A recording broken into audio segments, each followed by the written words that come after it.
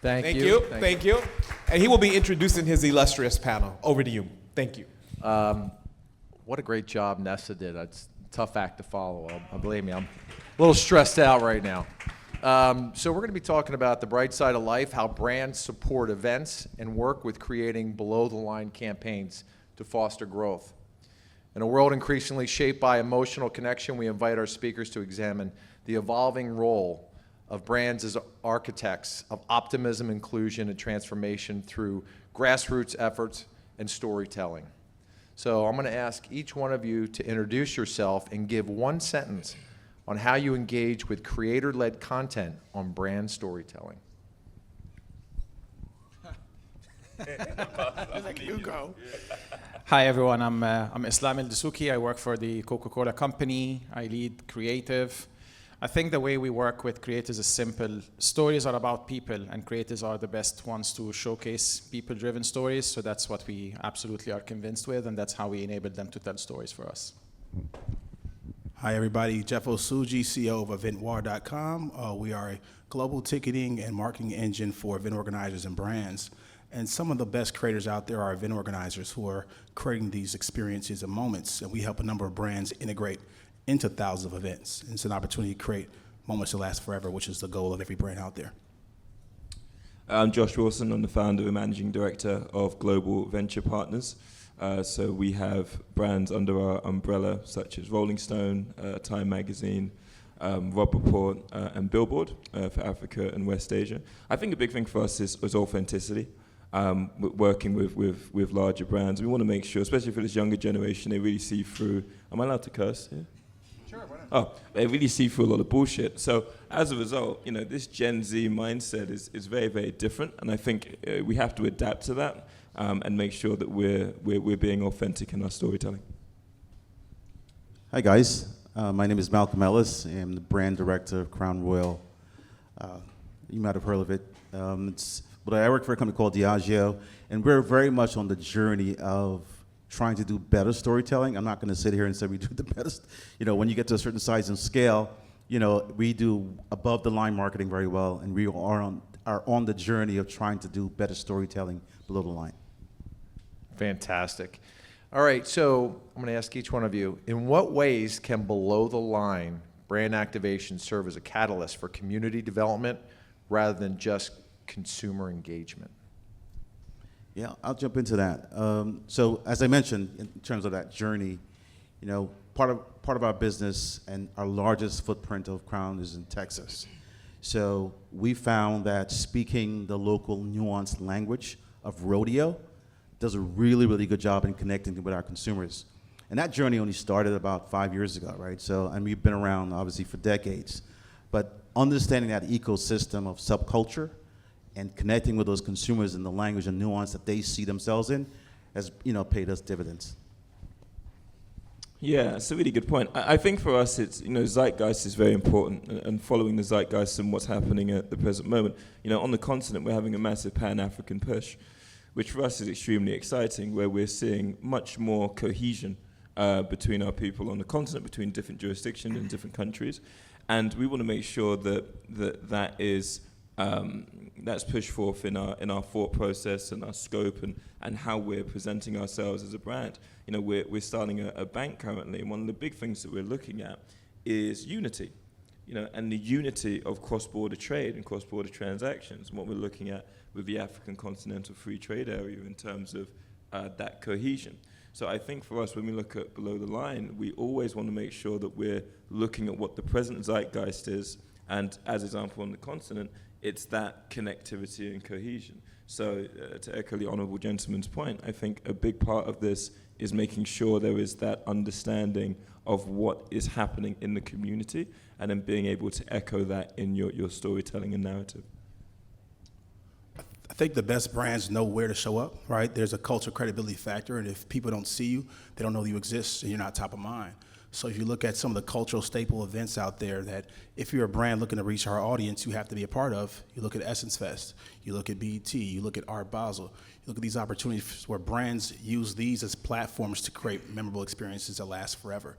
And again, if you're not where your consumers are, you're not relevant. And so we've seen how brands have leveraged these for experiences and moments to be able to create a lot of groundswell. One thing I really like as I look into music and entertainment is how streamers are showing up and doing these big events and experiences.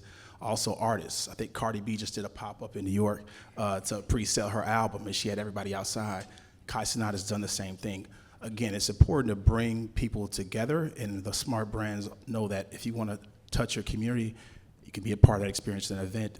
That's how you power your brand. So Essence Fest, BT, all great examples of where brands show up and have to be if you want to be relevant. Yeah, and I agree and echo a lot of what all of you said, actually. I think it's a great question. I think, and we're also similar. We cannot claim that we have it and we've done it and we know the answer. I think everybody's in a journey, and I think as you continue that mindset of it's a journey, you keep unlocking and you keep learning and unlearning as well. But I think what really helped us, at least in the last few years, is to pivot from certain understandings that we used to have when it comes to community, consumer, below the line, above the line, which is a simple fact that you gotta move on from exposure to experience. You mentioned it, you said memorable experiences. Everything is an experience. Everything communicates, everything connects, everything creates an impression. And if you think of consumers as communities, that is simply it. So, and consumers are also creators, and communities are made of creators. Like if you start putting yourself into that, it unlocks a lot of opportunities. So recently, 2 years ago, we started working with the moms and pops store owners as our biggest network of creators. It is not that we have to go to social media to find them. These are the ones putting our product, and this is, by the way, absolutely a product placement, just everyone.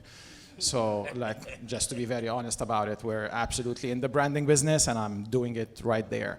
So I think when we started working with them and see how they are proud of selling our products and pushing and hustling and grinding, and we started honoring them like we work with other creators, the results on their communities and the micro communities were insane, because they are part of their communities and they are absolutely relevant and they are authentic. I think we mentioned authenticity as well.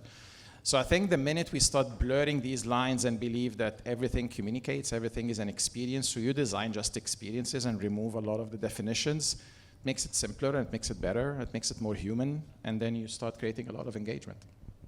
Yeah, no, everybody made some great points, and you know the way we communicate, and even in the communities, and you know when Jeffrey was talking about like some of these artists popping up somewhere, and one of the things I like to follow is I don't know if you guys seen Front Porch, yes. You know, and man, that is so cool, right? It's just in somebody's community, somebody on the front porch, and they're just going at it. I love that. So how do brands keep campaigns authentic while making them scalable across different audience? Wow, that's a tough one. So a lot of marketers, try to do campaigns, obviously self-serving in some instances, to get awards, right? You don't get a Cannes Lions award for something that's below the line. So the campaigns are typically one size fits all across the country. And I was just having this discussion earlier today that the US is really 12 different distinct countries, right?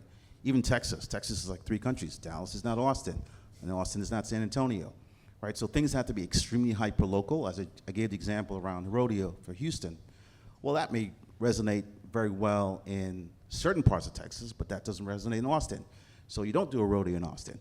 So I think brands have to understand, yes, you can have a national campaign around the brand's identity, but then you have to tweak it to the hyper-local nuance of the market that you're trying to reach. Yeah, no, I'd agree with Malcolm. I think that's really, really important. And we try and find some level of cohesion as well, so that scalability can work in a way, in a manner that is conducive of success and growth.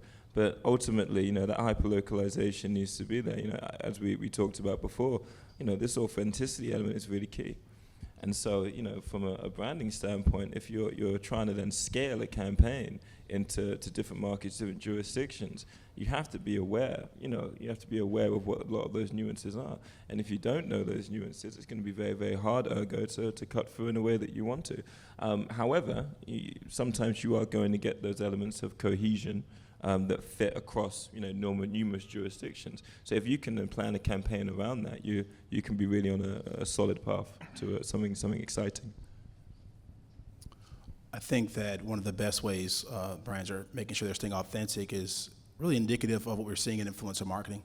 In 2016, $1.7 billion was spent on influencer marketing. By the end of this year, it'll be $32 billion, right? And so being able to partner with influencers who are already speaking to your audience and then being able to match them with a culture icon has been something that's been a good recipe for success for a lot of brands. If you look at what Nike did with Nike Run Club, they haven't needed to grab a culture icon, but they just built this grassroots run clubs in multiple cities throughout the country. So now you have these mini ambassadors talking about your brand. And so it's the same thing as I look at an influencer in real life. And so brands that are doing it right are making sure that they're building community from the ground up with their fans. And the brands that are then transitioning to making a big splash with a big culture icon and matching that. And that's been a good recipe for folks. Questions keep getting tougher, by the way, so that's a really it's a tough. I hope you guys can balance that with your questions after. It's a tough one, and it requires a lot of reflection and a lot of questioning and a lot of pushes. I would say that for you to maintain that, it's a relationship. It's like an arrow, double arrow relationship between the brand and any community you want to talk to. So you want to make sure that whatever you're talking to that community about or connecting with these consumers, that it's meaningful, that it's relatable, and it's relevant, and it's not just following a trend or riding a wave or trying to opportunistically seize a certain moment to gain more success and more business. And that is hard because it's again, very blurry. Sometimes there are tensions, and tensions are better for brands to be authentically, legitimately talking versus trends, which usually sound more opportunistic than the tensions. And second, your brand also is built on certain values and people see through it. So if you've historically said, hey, I'm an inclusive brand, you cannot go in an exclusive manner. If I am an authentic brand, you can fake things, you know what I mean? So which is the harder part on any person working on any brand, because you gotta liberate yourself from the notion of we own the narrative, because that, ever since everybody on earth started creating content, that notion of narrative died. Because everybody now can create stuff better than all the brands. That's why we work with creatives, because every human, I mean, even when you put in my title creative, I find it very intimidating because every human is creative, and I'm like, why do I have it in my titles and others don't? But if you really learn that you gotta liberate yourself from being in control and having a narrative, you'll be able even to show more towards the creators for them to take your message and navigate it across. And you're gonna hit some and you're gonna miss a lot. So you gotta have also a learning mechanism to keep getting better at it, because just like the narrative, the notion of perfection doesn't exist. I think humanity is actually gravitating more and more towards imperfection, towards more raw, towards more vulnerability, towards more transparency and all of that. So brands need to also follow the same should you want to build a relationship. If you want just a transaction, it's okay. You can just put your price and put your benefit and just move on like traditional old marketing. But if you want to build stronger relationships, you got to behave like a human a little bit. And that comes with a lot of hits and misses, just like all of us. No, I agree. And I think that, you know, with a lot of disruption with, you know, AI and things like that, there's trust is the new currency, right? Like, is there a brand you can trust? Yeah. How can brands use storytelling to inspire joy and optimism while ensuring they remain ethical and authentic? I love that question. I'll jump into that one.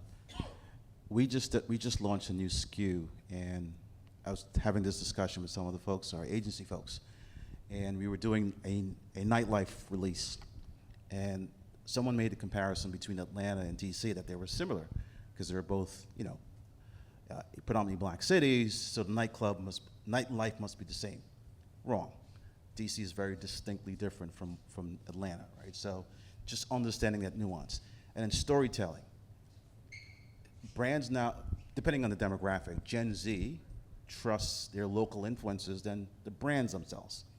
So you have to crowdsource with local talent and local influencers to tell your brand story. Because you can't show up as brand X and say, hey, I'm this.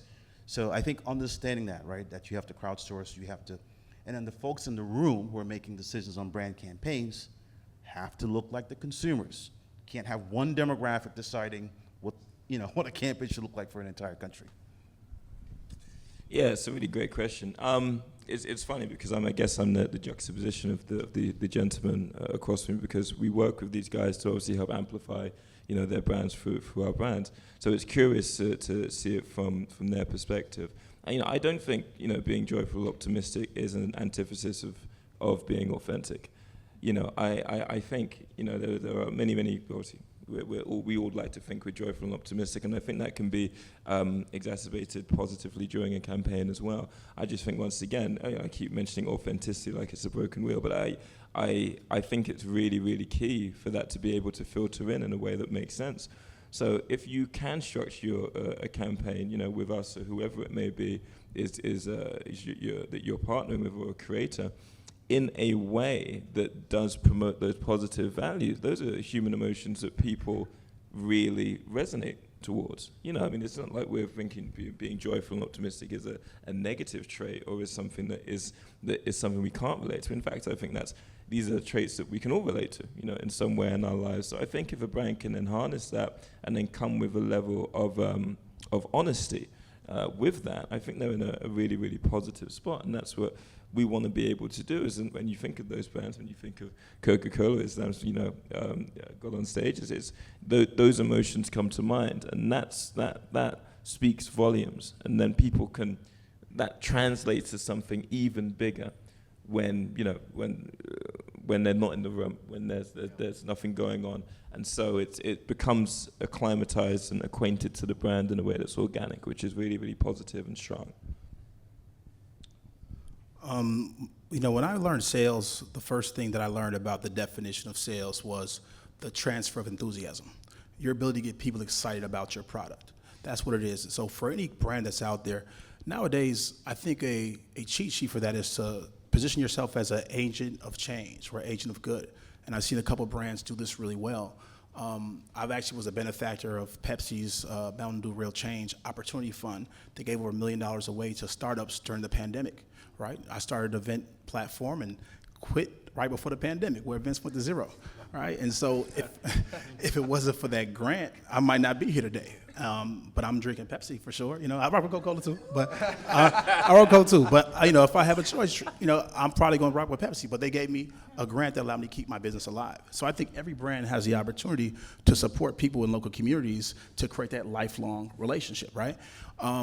Who else has done that? Tom's, right? That's been a part of their whole business model, is to give away shoes. I think at the end of the day, there's opportunities to ingrain yourself into a community, earn their lifelong loyalty, and benefit from that for generations. And I think that's what a lot of brands are doing, and it's smart, especially with creators. I use this moment to announce what we're doing for our customers, right? We have thousands of event organizers that are using us. They're getting a percentage of service fees. We're launching an Eventwire Creator Fund to help people bring their experiences to life and ideas to life to create events and experiences in partnership with some of our partners at Pronghorn to be able to do that. And so we're allocating part of our revenue specifically for event creators. So that's what good brands are doing, in my opinion. Yeah, I'll say that consumer centricity is key, right? And you gotta co-create, you gotta validate, you gotta work with consumers so that whatever you're working on as attention or as a story or as to create really optimism and joy, that it's not tone deaf, that it's actually coming from the people to the people. Otherwise it becomes, again, anti-authentic, it becomes fabricated, and people can easily spot that. Second, I think you need to add a little bit of legitimacy in the sense of, I mean, every human definitely wants a better world, wants better everything for everybody. But I think brands need to work within their corridors, within their alleys, to really create change that is legitimate towards the business that they do and what they can promise. Otherwise, it becomes wallpaperish, it becomes wishy-washy, and it becomes very hard to navigate and to believe as well, right? So I think creating with consumers at the heart, so co-creating and validation, which is design thinking, if you know the principles of design thinking. And second is really make it very legitimate and connected to your business so that all stakeholders, all shareholders as well, see the value of doing so. I got to jump on real quick because I got to come back from a man and talk about Coke's share can. What was it called? The Share Coke campaign. They personalized the experience of sharing a Coke with a friend. A smart way to make sure that you get your folks engaged and speaking about what you're doing and speaking about your brand. So salute to y'all. Appreciate it, man. Good shout out. All right, what role do partnerships with local creatives, influencers, and organizers play in shaping the long-term success of below-the-line campaigns? In shaping the long-term success of below-the-line campaigns? Everything. Brands are now coming to event organizers and saying, look, I want to partner with you and sponsor your campaign, but I also want to partner with you to get some of your first-party level data so I can run surveys against your audience. They're sponsoring the events. They're asking for digital activations associated with it, but I just had a client that's sponsoring one of our partners' events, and they had to sign a data privacy agreement because that client is now giving them their data to be able to involve in their CRM, do surveys, et cetera. Also provide giveaways and gifts. So again, I think that events are the best way for entry-level data collection, but also to create that ongoing conversation about your brand. And people are seeing that. Live Nation invested in Music Breaker, a platform that focuses on influencers. They just invested in Community yesterday. And Amex is creating more experiences around concert goers. So everybody's realizing that the experience economy is where it's at, and they're looking to own that whole vertical and the data. I spoke earlier about, influencers and the importance of those influencers. It's also, when you do events that are hyper-local, it's a faster feedback loop on how you're positioning your brand, whether it makes sense, whether it's resonating with our audience, whether you should tweak your campaign, right? It's much faster than doing something like Super Bowl, right, which is sort of national and it's big, you can get all the media, but you're never going to get the fast loop back and the hyper-local loop back that you do when you do local events in the market. Do you have any examples of some of those hyper-local events that you've made done? Yeah, like listen, we years ago, we ignored things like small festivals because what's the point, right? But, it's, first of all, it's a very important audience. It's an audience that has an ecosystem of other influencers that are tapped in, right? It's consumers who I think you can get real feedback from, right? Or less so than sort of like a Kantar data, which is, consumer insights 6 months too old, right? So, so to give you a perfect example, going back to the whole nightlife thing that we did with this new SKU, right? We took two of the biggest nightclubs in those cities, and again, we showed it very differently in Atlanta. Atlanta's much more, closer to sort of the hip hop lifestyle. DC is much more elevated and exclusive, right? So maybe a rooftop, not as, turned up as like an Atlanta, for lack of a better word. But understanding that nuance in terms of your assets, like your bottle glorifier is not going to get anyone excited in DC, right? But that makes sense in Atlanta. Those nuances, right? Just understanding the consumer and the market that they live in makes a big difference in how your brand lands. That's great. Thank you. Yeah, it's really interesting. I think when you're working with creators and you're trying to make something as hyper localized as possible, I think for us at whether it's Billboard or Time, we've historically been leaning on our brand, right? The brands are obviously so strong, people know them. We have never generally needed creators to come in, and I think that's changing now, where we had a Power Players event in London. We honored Elton John and Thames and Ghazi from Empire, and we had influencers there. And that's becoming a massive part of our events, and also our brand partners love that, because once again you're getting access to an audience that you sometimes wouldn't normally get access to with these larger legacy brands. And so you're then combining these things with these hyper-localized creators and now getting access to a global brand and a global marketplace. And then you're getting access to this creator where, the younger generation thinks are very authentic. So it's a really beautiful cross-collaboration of growth and development. I think that if you can utilize in the right way, you have a really positive formula from that I think you can, as a brand, that you can really do some exciting things with, which I think is great. And I think it's great for these guys and their brands. It's obviously very positive for us because then we're getting access to whole new audiences and whole new scopes of mindset. And ultimately that positions the brand in a way, hopefully, that someone will want it to be positioned in.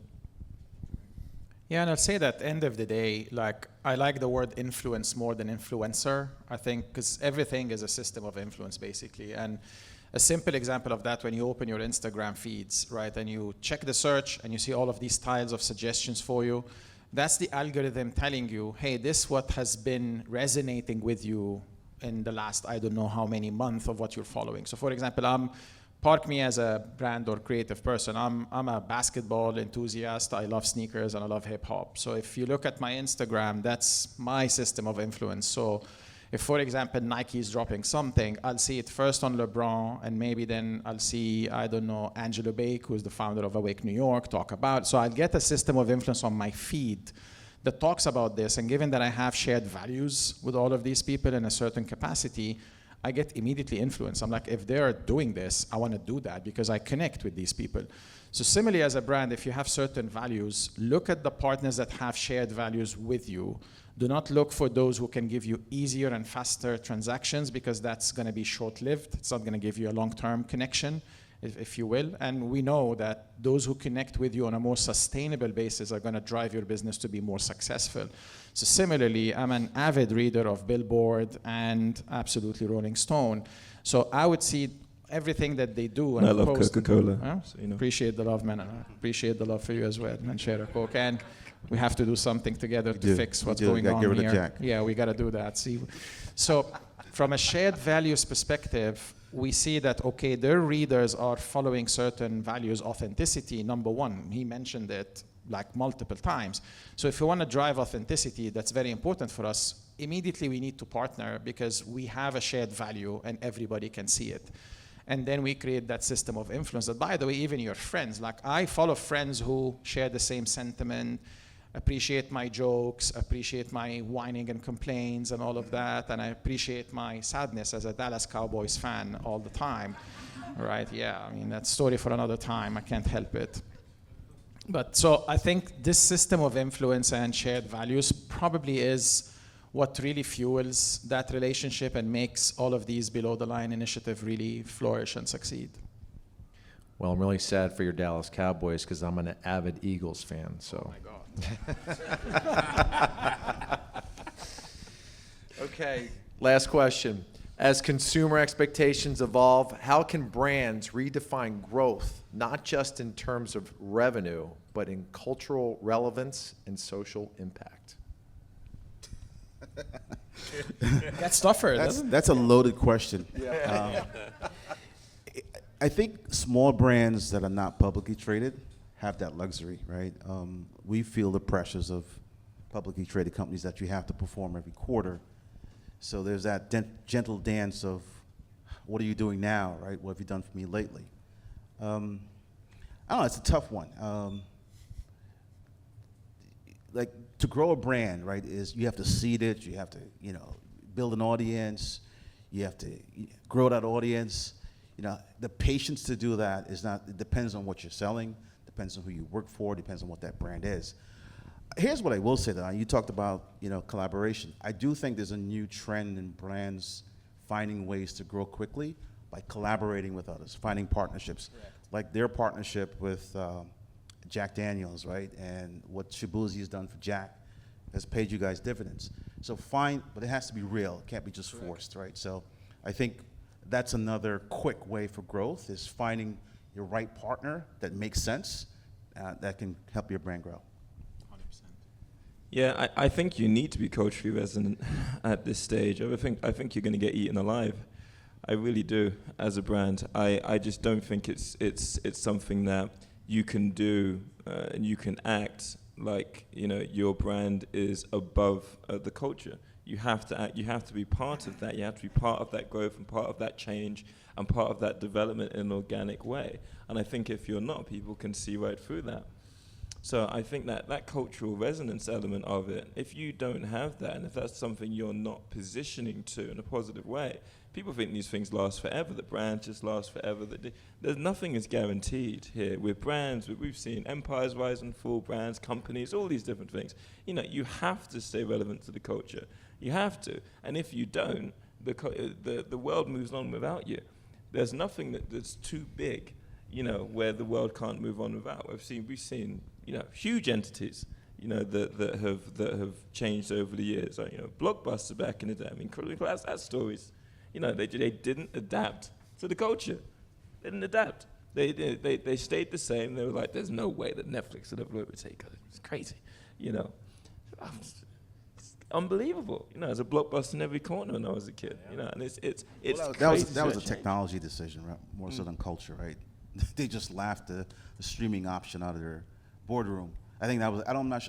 I can push back on that. I think they had an opportunity to go the tech route. They didn't, which is what I think brands need to be keenly aware of, right? What does AI mean to my future? Absolutely. All right, and that's why I'm pushing back. 'Cause I think we do have to have that in our rearview mirror. What does that mean to how brands engage with consumers going forward, and what does that mean to brands being for growth, right? So, I think that's. I hear you on the Blockbuster, but I think that was a technology decision. Yeah, no, I'm with you. I think in some certain respects, it can be all encompassing when we're talking about these elements. I think the decisions that people make, you know, in regards to the scope and the growth and development of their life or their country, whatever that may be, their community, that those elements sink into it. So in some respects, I feel like it's all encompassing. But no, I do think that cultural resonance overall is going to be something that a brand has to make sure is part of their strategy and in everything that they do in every market that they go into, so that they can, you know, maintain the market share or grow the market share that they want. You want to answer? Okay, good, cool. So one thing that I want to add is for brands, right? And I was reading this quote the other day. It's like, in a world full of barking dogs, you want to be a wolf. There's so much noise, and it's so difficult to cut through the clutter. And I think the right brands are understanding that what's most important, of course, your bottom line, especially if you're a large brand, but who's talking about you, right? Are you implementing social listening to understand what folks think about your brand? Look what happened with Cracker Barrel and just changing their logo, right? The ability to pivot to your consumers' needs is the most important thing right now. And part of that transition with AI is that's helping you get a larger magnified view of what's going on in the industry, what's going on with your brand, but also leveraging technology to listen to your customers. Pivot and do what they tell you to do, because they will switch up on you real quick. People don't trust people anymore, right? We can't trust the information we're getting. So our goal as a brand is to borrow trust from folks who they do trust, and also make sure that you're as transparent as possible, and most important, you're listening, right? We have two ears for a reason. And you can no longer just ask for loyalty for life just because you're putting out product, all right? The best products are not always the winners. It's the folks that are top of mind and that are accessible. Last thing I'll share is the reason why P&G spends $1 billion a year on advertising, right? They want to make sure they're top of mind, that people are seeing them, but they're also, like every other relevant brand, partnering with the voices that are authentic and that are trusted. So I think growth is about who's talking about you. Yeah, good point. I think that's a great point, man. And that's an extremely hard question. I think if anyone has or claims to have the answer, should definitely write a book and make a fortune real quick. I'd say, I mean, an opinion, right? So I do not proclaim at all that I know the answer, but I think the opinion is, to sustain growth, you need to build a relationship, because a relationship lasts. It's that simple in terms of a concept. Like, the minute you have consumers who see themselves connected to you, not just transacting with you, then the relationship gives you more, in the bad, in the good, and the ugly, all throughout.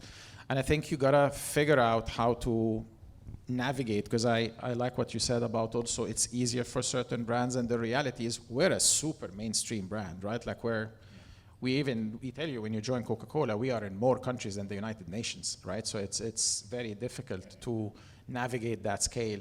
But for instance, we're trying to learn. So we learned a lot from the partnership and the collab, to your point, with Oreo, which was global and which was both ways.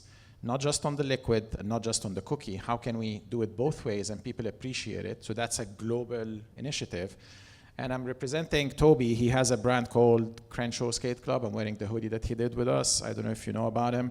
But we want to do physical expression for people to express themselves with our brand, but we want to do it in a meaningful way. We're not, I mean, merch or clothing is not what we do as a business, so it's not going to drive us that much, but it needs to be right and authentic, to Malcolm's point, right?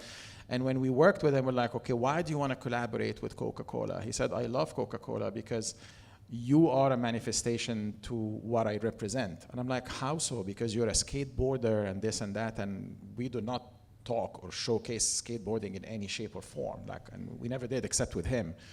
And he goes, well, I did my brand because I wanted to be very clear that what everybody's telling me about skateboarding it is not true. How they portray us in terms of what we wear is not true. That's not what we want to wear. So I did my brand as an expression that, hey, I am the real thing. This is who skateboarders are. And I'm like, okay, then show your love and do it and we'll honor it. I mean, and this is how we convince everybody, because everybody's like, okay, but skateboarding, it's how small, and Crenshaw even smaller and smaller. And then to the benefit of everybody, we just learned that his grandfather, and then he did that as a full circle after, his grandfather used to work for Coca-Cola. We didn't know, he didn't disclose that in the beginning. He said that they want to tell you that so that you don't think that I'm trying to leverage this in convincing you to work with me. And he's a college student, guys, and we were so fascinated by how authentic he is. And if you go search Crenshaw Skate Club and Coke, we let him do the whole thing without a single piece of input. We just told him, please, no politics, no religion, no this, no that, like the usual guidelines. We're like, just have fun with it. And it went, and the community resonated with it and everything. Now, two very different examples. One goes very global with products on every store, cookies and Oreo Cokes and whatnot, and a bunch of hoodies and T-shirts that represent so much for that community other than just what you're wearing, right? So I think you gotta learn how to navigate this. And it's not that we do it all perfect. I mean, of course, my job as an ambassador of my company to show what worked. There's a lot of examples that do not as well, but that's what worked for us. The relationship you create can sustain growth if you do it right. It's very hard to do it right. So that's pretty much the message. No, it's a great point. And then sometimes certain things come up organically. You made me think of the skateboarding. I don't know if you remember, it was a couple years ago, the guy skateboarding down the road with an Ocean Spray cranberry Yes, bottle. 100%. And then everything, all of a sudden, Ocean Spray cranberries like went viral, right? Everybody's buying it, and so did the music and everything else. So, so cool. So, first and foremost, I want to thank you for the conversation today, but now I'm going to open it up for Q&A for anybody who has questions.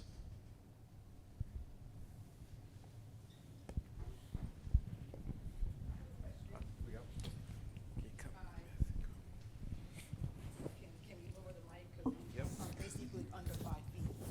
Don't tell nobody that I'm under 5 feet. I'm Simone Biles' height. Love Simone. Thank you. Good morning, good afternoon, rather. By the way, the panels are amazing. You guys are dropping gems here, major gems, so I love this. My name is Sharon Parker Frazier. I'm a partner, founder of a talent and literary agency called Crystal Ship Artists Agency. And again, we're here today. My partner, Francois, is also here with me. My question is, how do you work with talent and literary agencies? Because we really want to get into this brand business part of, because our clients, we're growing, we're attracting influencers now besides writers, directors, and producers. So how would we work with you? Because you guys are just so amazing and you're dropping gems. And the moderator, you are just so on today. I love it. Thank you. Thank you. I and appreciate again, it. we're Crystal Ship Artists Talent Literary Agency. We're here in Midtown Manhattan, 55th and 6th. Thank you. Real quick, because I've been in media sales for 15 years, by showing up to places like this, there's a couple conferences you need to be at. Of course, Black and Can, A&A Conference, possible in Miami in March. There's a number of conferences where you know brands are going to be speaking, where you can come meet these folks and build these relationships. I've been coming to New York once a month for the past 15 years, simply to nurture relationships with brands. And so it's relationships-based business, but also doing amazing work. We have to partner with influencers on every campaign we have. We had to hire 4 last week for a campaign we rolled out in 9 days in Atlanta, so I'm happy to connect. So. Well, congrats on the work you guys have done, and congrats on, and hopefully you can grow your company bigger than it is today. Here's what I will say. I think you guys represent a very important element of the future of marketing, storytelling, right? Storytelling by local folks who are connected to their respective communities. And also, there's this notion of branded content, right? You can create a series around a brand, someone can consume it on YouTube, and that's how, think of how Issa Rae built her brand, right? So, great space. Best of luck to you guys. All right. I- Sorry, you want to comment? Yeah, just a quick one. I think I agree with the gents here. I think keep building that authenticity and that meaningful roster of yours and keep showing them in the best way possible. And I think, yes, events and moments like this will register with all of us and we will represent accordingly. So keep doing that. Yeah, and just quickly, for time, our kid of the year was a young gentleman from Ethiopia that made a soap that helps with skin cancer, right? And now obviously he's got an agent, he's doing his thing. So I mean, these things, we'll always make sure that we're connected, with agents and that we're making sure that, for our tent poles, whether that's climate, sustainability, Time 100 Talks, etc., that we're bringing on the best talent and the talent that's resonating right now. I think that's extremely, extremely important.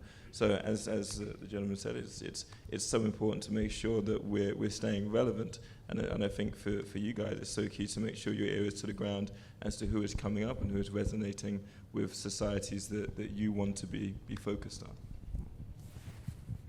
All right. I'm going to ask a quick question.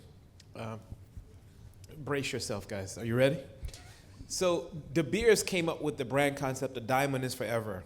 People no longer want to be with somebody forever. So the brand is really struggling. They are really, I work a little bit with them out of Botswana. That's tough. What would you say, how would you reframe diamonds for this new generation who are sort of transitory thinkers when it comes to relationships? Yeah, I can take it's actually ironic. So we have a country partnership with Botswana. So we work with Botswana in the House of Botswana. So we're actually part of the new campaign that they have, which is the slogan for that is organic luxury. And that's what the focus is now, because when we look at diamonds in Botswana, we have amazing sustainability. And the mining in Botswana is some of the best in the world. It's absolutely phenomenal. It's been great agriculturally. It's completely sustainable as it pertains to its processes. It's done really well, but a lot of people don't know these things because there was a movie called Blood Diamond back in the day where everyone started to think that every, African mine, that people were dying and kids were dying, and that's just completely untrue. And so we had to, Botswana now is trying to make massive strides in the diamond industry, and is looking at buying, a big portion of De Beers, the controlling stake in De Beers now from Anglo American, and I think that's a big part of it for us. And we're seeing that the share of lab grown go down, and real diamonds go up. And I think it's telling the story of reality. Brilliant. What is the reality, element of this, and that's what people, once again, authentic. Young people want authenticity. Yes. And I think with lab grown, obviously it's just that you can't market it in that way similarly to real diamonds. And I think Botswana's really grabbed hold of that. And as a result, they're doing much better. Market share is developing. So it's an ironic Nice. question. The fact that you have personal experience, the fact that this insight can apply to a personal, an organization brand, or a country brand, or brand resources, why this, for me, was so powerful. Let's give them another round of applause. Thank you guys very much.